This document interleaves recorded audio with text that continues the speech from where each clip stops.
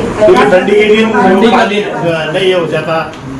पानी भी थोड़ा कम ही लगता है, 5 मिनट कम कर दे सभी रह के, तो ऐसा हो जाएगा सभी रहता। तो वैसा नियोजन हमें कोई भी टाकी से पानी चाहिए, लेकिन टाइमो टाइम दो, टाइम भी फिक्स कर दो, क्योंकि महिलाएं बहुत परेशान हो।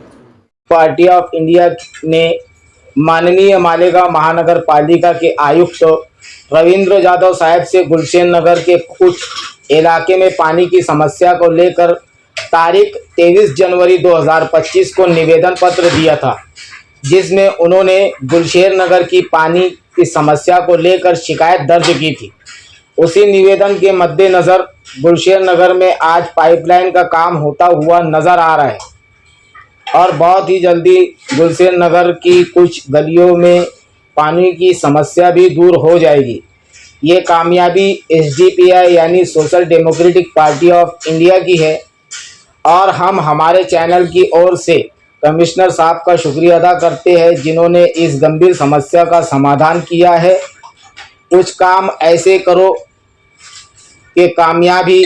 खुश शोर मचाने